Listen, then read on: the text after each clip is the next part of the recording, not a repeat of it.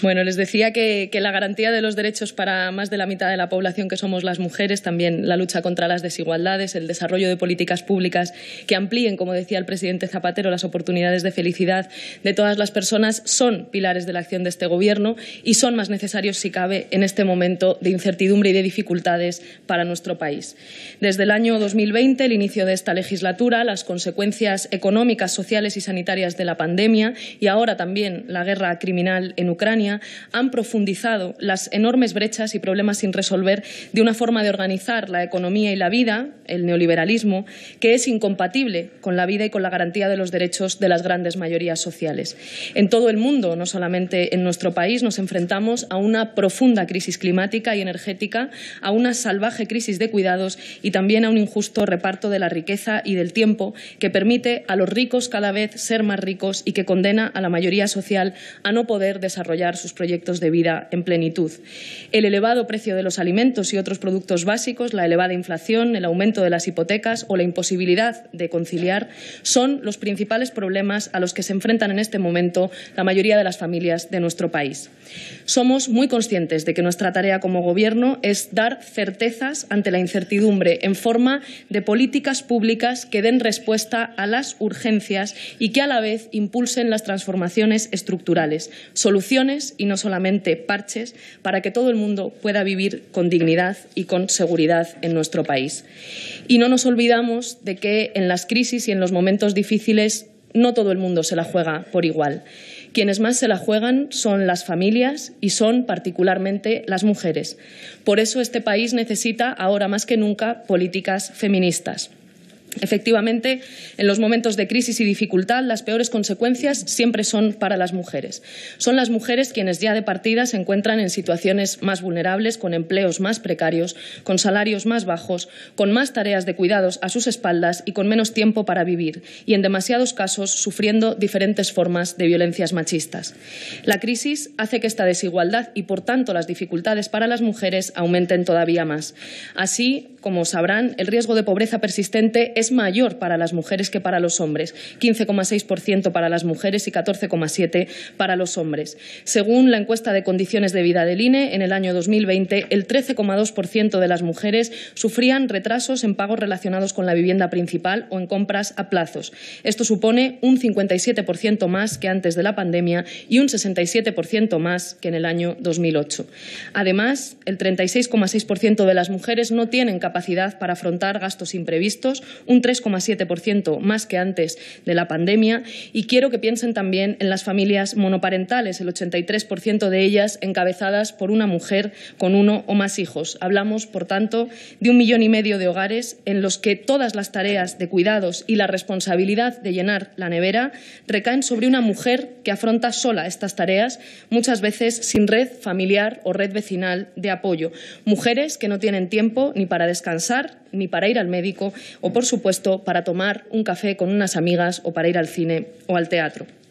Esta estructura machista de nuestra sociedad, que hace que las mujeres tengan peores condiciones de partida para vivir sus vidas y que sufran las peores consecuencias de la crisis, es la misma que provoca que precisamente en los momentos de crisis los primeros derechos que se ponen en cuestión son los nuestros, los de las mujeres, también los de la comunidad LGTBI o las personas racializadas.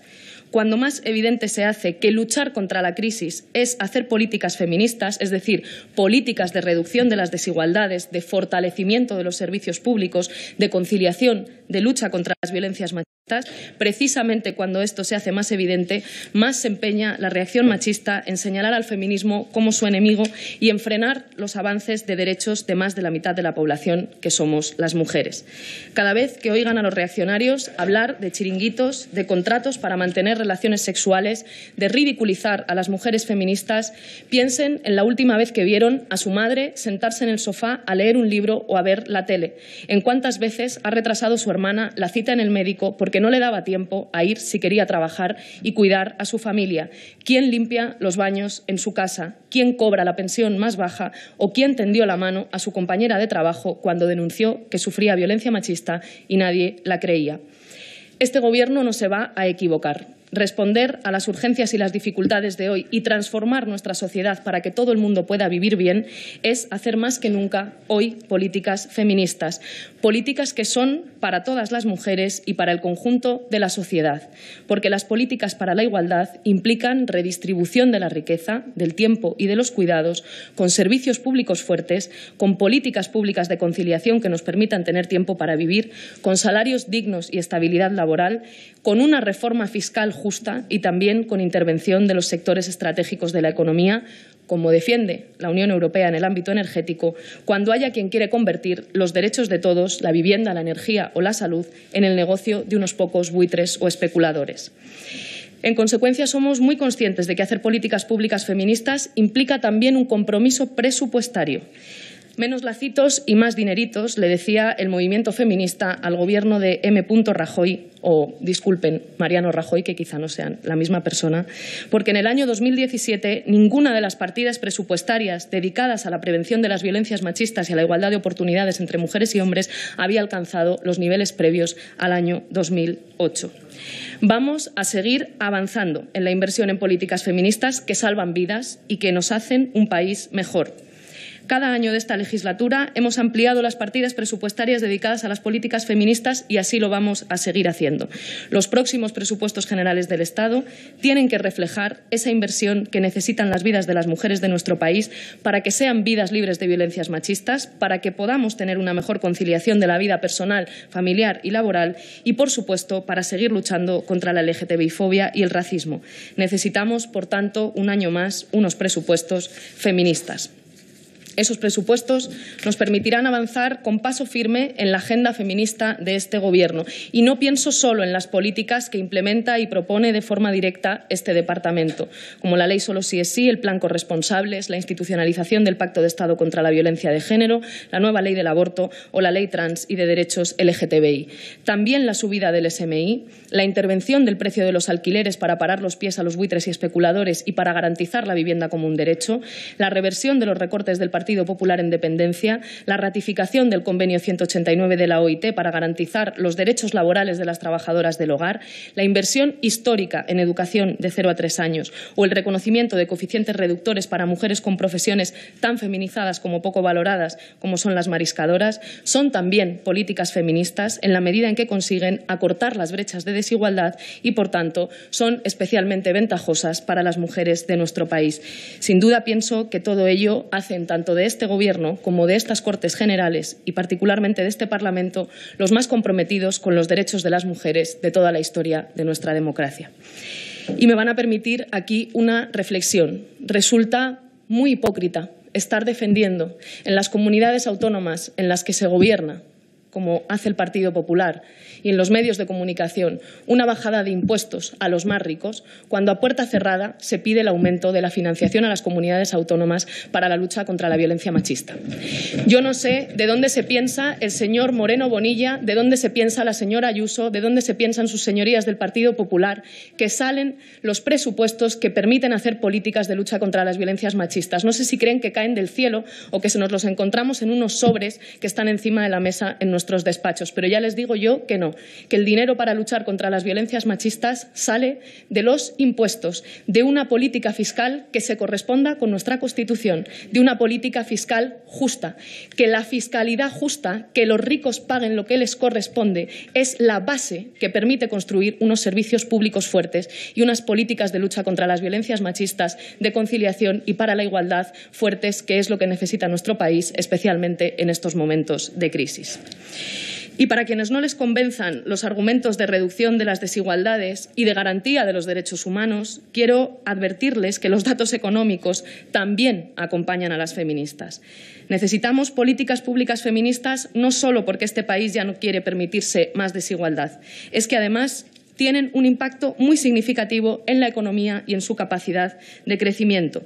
Utilizando la información que muestran informes y estudios realizados, se puede calcular el coste de oportunidad que tiene para la sociedad y la economía española la desigualdad que sufren las mujeres por el hecho de serlo. Concretamente, por ejemplo, la OIT señalaba en su último informe que los cuidados informales en nuestro país suponen un 15% del Producto Interior Bruto. un 15% los cuidados informales. Es por ello que la economía de los cuidados, las políticas feministas de redistribución de la riqueza, del tiempo y de los cuidados no solo son una necesidad para las feministas, sino que son también una oportunidad para mejorar la economía de nuestro país. Y es por ello que estamos trabajando para reconocer el cuidado como un derecho humano universal, tal y como nos recuerda el artículo 25 de la Declaración Universal de los Derechos Humanos. En base a este artículo debemos definir los cuidados como un derecho universal de todas las personas, cuyas condiciones de realización tienen que garantizarse en condiciones de igualdad, tanto respecto a quien los presta como a quien los recibe. Este reconocimiento debemos hacerlo a la vez desde el enfoque de derechos humanos, que establece 3 vértices: las personas como titulares de derechos, los Estados como titulares de obligaciones y las empresas como titulares de responsabilidad. Estos 3 vértices deben guiar nuestras políticas públicas para que podamos cumplir con nuestras obligaciones como Estado. No pienso solo en el cuidado de los hijos y las hijas. Pensemos también en el cuidado de personas dependientes, de personas mayores, de convivientes que necesitan apoyo de forma puntual o permanente, o pensemos también en las tareas del hogar. Los últimos datos de la encuesta de presupuestos familiares del INE nos dicen que el 14% de los hogares de nuestro país cuentan con una trabajadora del hogar que asume total o parcialmente las tareas de cuidado. Trabajadoras que, por cierto, hasta este mismo año no han visto reconocido uno de sus derechos más básicos, como es el derecho al desempleo. Señorías, estos datos nos muestran que una inmensa mayoría de los hogares de nuestro país, el trabajo de cuidados en esas familias, la mayoría, recae sobre las mujeres que viven en esos hogares. No podemos seguir consintiendo que las mujeres de nuestro país tengan una doble o triple jornada. Todas estas tareas deben repartirse, por supuesto, de forma más equitativa entre hombres y mujeres, pero también debemos asumir que el Estado debe corresponsabilizarse de estas tareas de cuidados a través de las políticas públicas. En definitiva, señorías, pensamos que ahora más que nunca necesitamos políticas feministas para que los cuidados no recaigan solo sobre los cuerpos de las mujeres y particularmente de las más precarias, para que esta crisis no la paguen las de siempre y, sobre todo, para ser un país mejor y más justo, porque el feminismo y las políticas de igualdad mejoran vidas, las de todas, las de todos, las de todes, también las de las familias, las de todas las familias. El feminismo nos hace avanzar como país y lo hace sin que nadie tenga que quedarse atrás en un momento de dificultad. En este sentido, el Plan Corresponsables es la primera política pública de conciliación que se desarrolla a nivel estatal en nuestro país. Verán, señorías, esta política pública busca algo tan necesario y a la vez tan imposible para la mayoría de mujeres de nuestro país como es tener tiempo para vivir. Les doy algunos datos. El barómetro del CIS del 2017, de mayo de 2017, preguntaba por tareas del hogar y por el cuidado de hijos e hijas, en cifras previas a la emergencia sanitaria. Ante la pregunta, durante los primeros años de vida, 3 primeros años de vida de su primer hijo o hija, ¿quién se ocupaba fundamentalmente de su cuidado y atención? El 87,7% de las mujeres respondía que la madre del niño en primer lugar y en segundo lugar las abuelas, mientras que los padres cuidaban en primer lugar a sus hijos solo en el 5,6% de los casos y los abuelos de manera muy residual. Ese mismo barómetro aseguraba que solo el 14% de los hombres y las mujeres se repartían las tareas por igual, el 14%. ¿Qué consecuencias tiene esto? Que los cuerpos de las mujeres son los que sostienen las tareas de cuidados y esas mismas mujeres, que muchas veces están también incorporadas al mercado laboral, se quedan sin tiempo para ellas mismas, sin tiempo para vivir. El cuarto estudio de Closing Gap, coste de oportunidad de la brecha de género en ocio, señala que las mujeres tenemos de media 1 hora y 37 minutos menos de ocio al día, 11 horas menos, por tanto, de ocio a la semana, 44 horas menos de ocio al mes. Al año quiere decir que tenemos alrededor de 24 días de ocio menos al año que los hombres, casi un mes. El objetivo de las políticas de conciliación, como el Plan Corresponsables, consisten precisamente en intentar cerrar esa brecha y que todas y todos dispongamos de las mismas oportunidades para disfrutar del tiempo en las condiciones que elijamos libremente. Quiero dejar claro que somos muy conscientes de que cerrar la crisis de cuidados existente en nuestro país no es una tarea sencilla. Son necesarias transformaciones estructurales y profundas en nuestra forma de organizar la economía y la vida que afectan también al mercado laboral. Necesitamos trabajar menos horas para trabajar todos y todas y para poder vivir mejor. Necesitamos salarios dignos para todos y todas y que esto también depende de la calidad de los servicios públicos, especialmente de la sanidad o de la dependencia. El Plan Corresponsables y la corresponsabilidad del Estado en las tareas de conciliación es, por tanto, un pilar de un conjunto de políticas públicas más amplias para transformar nuestra sociedad y, como les decía, que todo el mundo pueda tener tiempo para vivir. Y quiero ponerles algunos ejemplos del desarrollo de esta política pública. En IBI, en el País Valencià, a través del Plan Corresponsable, se han desarrollado bolsas de cuidado profesional para familias con hijas e hijos menores de 14 años para, entre otras cosas, ampliar los horarios de los centros educativos. En Rivadavia, en Galicia, los y las jóvenes han podido acudir a un campamento cultural para participar de actividades que facilitarán la conciliación de sus familias. En Calzada de Calatrava, en Castilla-La Mancha, a través del Plan Corresponsable, se ayuda a las familias para que puedan atender a los hijos e hijas, especialmente en el caso de familias monomarentales, de víctimas de violencia de género en todas sus manifestaciones o de mujeres en situación de desempleo, y esta iniciativa, cumpliendo con uno de los objetivos del Plan Corresponsables, busca también crear empleo de calidad entre personas jóvenes, como técnicas superiores de educación infantil, técnicas superiores en animación sociocultural y turística, técnicas superiores en enseñanza y animación sociodeportiva, técnicas superiores en integración social, monitoras, monitores de ocio y tiempo libre o auxiliares de educación infantil y jardín de infancia, para lo cual crearán una bolsa de trabajo para contratar personal cuidador para el desarrollo de actuaciones orientadas a facilitar la corresponsabilidad en las familias mediante un servicio, como les decía, de cuidado profesional. Otro ejemplo de plan corresponsables lo pueden encontrar en Las Vegas, Asturias, donde el precio del servicio de comedor escolar se redujo a la mitad, tanto para las familias que lo usan regularmente como para las que lo hacen de forma más esporádica. O también en Lleida, en Cataluña, donde se ofrece un servicio público de canguro para todas las familias con menores de 14 años a través del proyecto Temps per Tu, ampliando la oferta actual del servicio público de cuidado y atención puntual de niños y niñas y universalizando el acceso a todas las familias de la ciudad con hijos, hijas menores de 14 años. El plan Corresponsables, por tanto, ha venido para quedarse, para seguir creciendo, y pensamos que no podemos permitir que precisamente en los peores momentos, cuando todo se vuelve más difícil, el Estado abandone a su suerte a muchas familias y sean las mujeres quienes tengan que ver empeoradas sus condiciones de vida, abandonar sus trabajos o afrontar solas las tareas de cuidados de sus familiares. Precisamente por ello, en los presupuestos generales de este año necesitamos más inversión en políticas de conciliación para llegar a más familias hasta que seamos capaces de llegar a todas las familias. Y paso, señorías, ahora a hablar de otra de las brechas más profundas de violencia y desigualdad que existen en el mundo y en nuestro país, base del sostenimiento de la estructura patriarcal de nuestras sociedades, como es la violencia que se ejerce contra las mujeres por el hecho de serlo. Para este Gobierno, la lucha contra las violencias machistas es un compromiso innegociable que pretende estar a la altura de las luchas del movimiento feminista de nuestro país y también responder a nuestras obligaciones internacionales para garantizar los derechos humanos de mujeres y niñas y también de los hijos e hijas de las víctimas. Saben que nuestro trabajo, estrechamente ligado al trabajo de esta Cámara para alcanzar este objetivo, se ha desplegado sin descanso, extendiendo derechos y abriendo puertas seguras de entrada a las instituciones, pensando en todas las mujeres y especialmente en aquellas que más dificultades o más desconfianza tienen en las instituciones, atendiendo además a la especial situación de vulnerabilidad de muchas mujeres derivada de la emergencia sanitaria primero y de la guerra criminal de Ucrania después. Este país es ya inconcebible sin unas instituciones feministas y sin una generación de derechos que garantizan un marco estable y robusto de políticas públicas para combatir la violencia contra las mujeres y para que nunca más se queden fuera las voces de las víctimas y de las supervivientes. Es evidente que no podemos descansar hasta que no haya ni una menos, hasta que erradiquemos todas las violencias, pero es igualmente evidente que las políticas públicas contra las violencias machistas y los compromisos presupuestarios que las hacen posibles salvan vidas. Les hago, por tanto, un breve resumen del trabajo realizado estos años. En primer lugar, y a consecuencia de la emergencia sanitaria y de las medidas necesarias para hacerle frente, convertimos en esenciales, adaptamos y ampliamos los recursos de atención a las víctimas de violencia de género, como el 016, medidas que, como saben, se han convertido ya en estructurales y que han facilitado el acceso de miles de víctimas a sus derechos. Tras más de 2 años de tramitación, por fin la ley Solo sí es sí, una demanda central del movimiento feminista, es una realidad en nuestro país.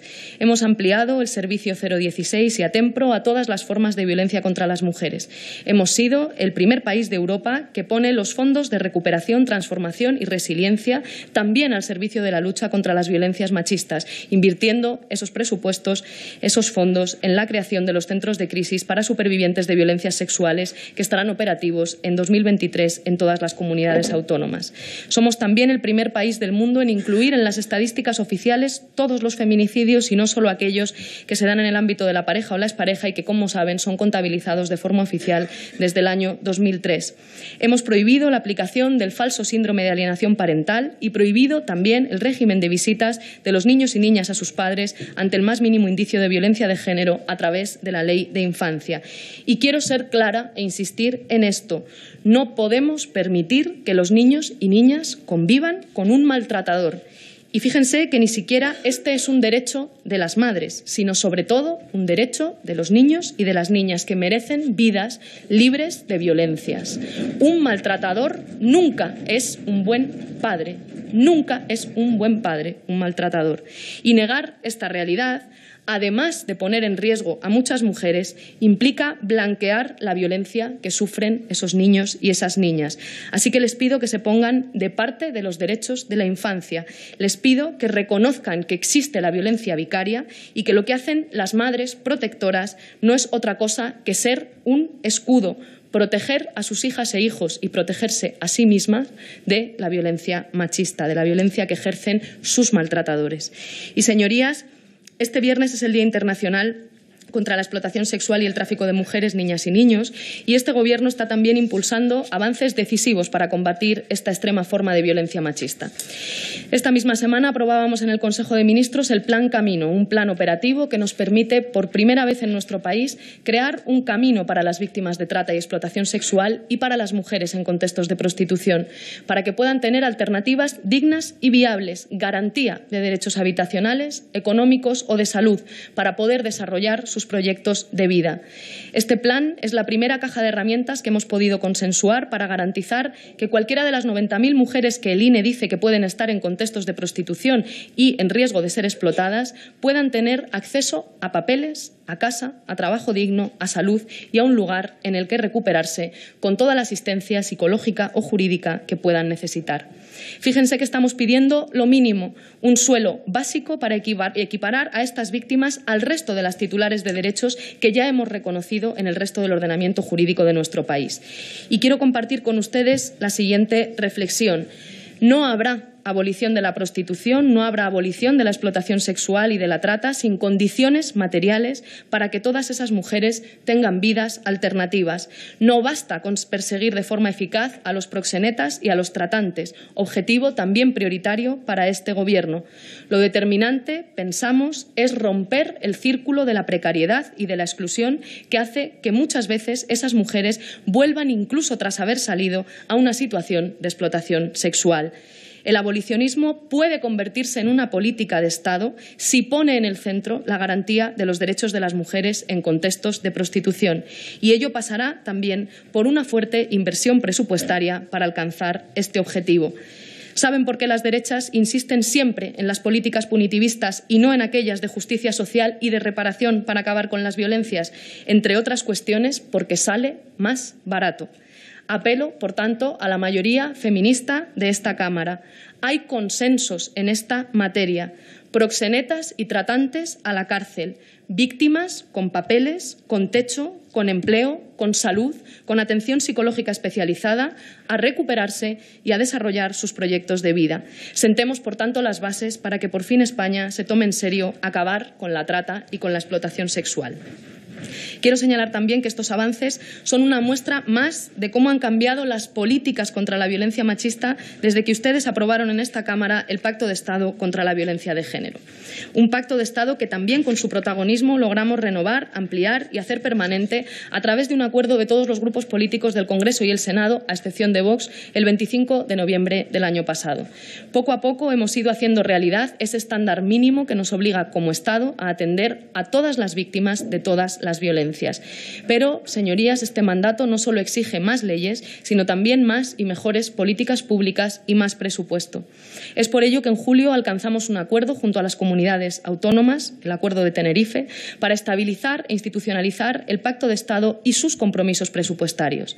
Este acuerdo, que también instaba a sus señorías a formalizar la actualización del dictamen que acordamos el 25 de noviembre de 2021, derivará también en la construcción conjunta entre el Gobierno estatal y las comunidades autónomas de un catálogo de políticas y servicios públicos de referencia para lograr que el sistema de financiación y las políticas públicas desplegadas se orienten con mayor eficacia a la mejora de la prevención y la respuesta de las administraciones públicas a todas las formas de violencia contra las mujeres.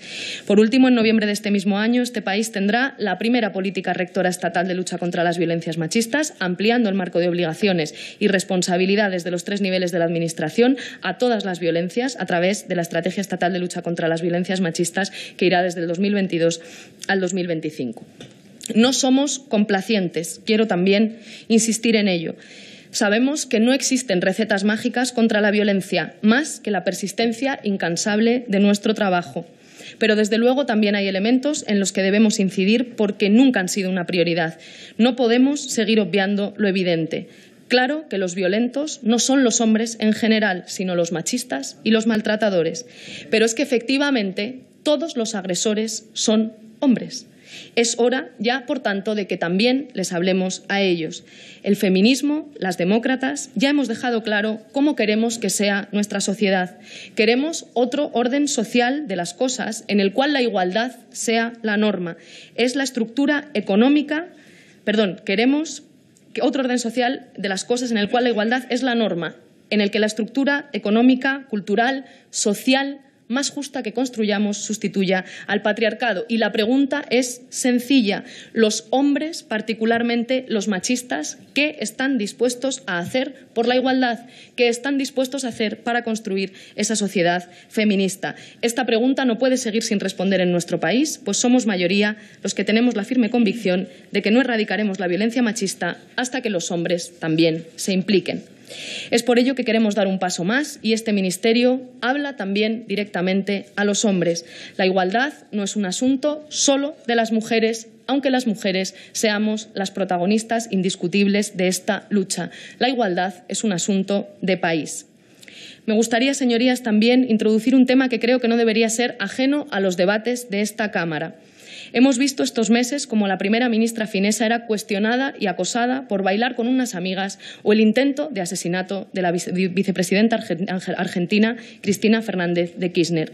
Y no hay que irse tan lejos.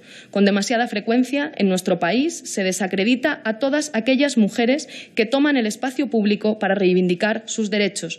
Por ejemplo, a las madres que protegen a sus hijos e hijas de la violencia que sufren por parte de sus agresores, y la protección de estas mujeres cuesta a su vez querellas a quienes lo intentan.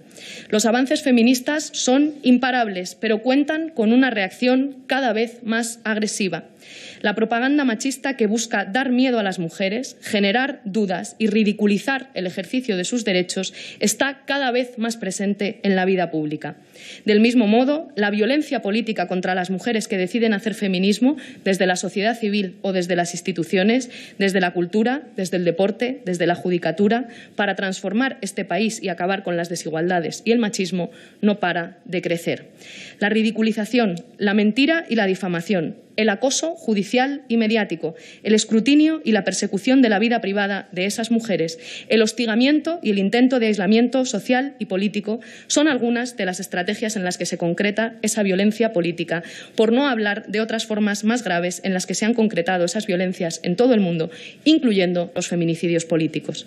La propaganda machista, la desinformación y las mentiras, así como la violencia política, no solo buscan dañar a las mujeres a las que se dirigen de forma directa esos ataques.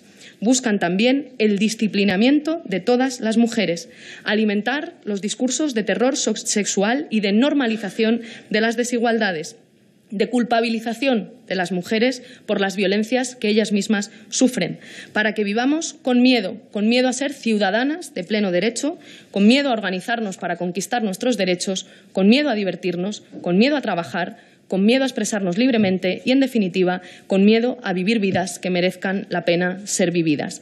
Quiero ser clara. A ninguna mujer feminista de este país se le ataca por defender un país mejor. Se nos ataca para evitar que avancemos en derechos, que tomemos el espacio público y político que históricamente se nos ha negado. La violencia política contra las mujeres es una herramienta de control, de silenciamiento y de dominación que despliegan quienes no quieren que este país avance de manera igualitaria. La violencia política contra las mujeres es, por tanto, uno de los problemas de nuestro tiempo. Déjenme que les mencione algunos datos del estudio Sexismo, Acoso y Violencia contra las Mujeres en los Parlamentos de Europa, que elaboró en 2018 la Unión Interparlamentaria y la Asamblea Parlamentaria del Consejo de Europa. En ese informe se habla de que el 85% de las parlamentarias que participaron en el estudio afirman que han sufrido violencia psicológica durante su mandato. Casi el 60% de ellas había sido objeto de ataques sexistas en las redes sociales. La mitad de ellas había recibido amenazas de muerte, violación o palizas y el 25% fueron víctimas de violencias sexuales. Este estudio nos muestra además cómo las mujeres menores de 40 años y que promueven políticas feministas son el objeto principal de esta violencia política.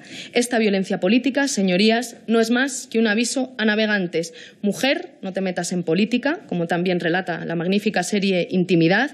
Mujer, no puedes tener placer, quédate en casa y no molestes, no te salgas del rol que el machismo quiere para ti, no tengas protagonismo, no ocupes el espacio público, no alces la voz, no defiendas tus derechos y quédate callada, que estás mejor. Y no son casos aislados. La violencia política en todas sus formas es una dura expresión del machismo en nuestras sociedades y creemos que ninguna de las instituciones de este país puede ser ajena a ello por más tiempo. Ante ello, quiero, por tanto, también poner en valor al feminismo, señorías. No solo la utilidad de las políticas de igualdad para que nuestra sociedad avance, sino también, y muy concretamente, al feminismo, al movimiento feminista.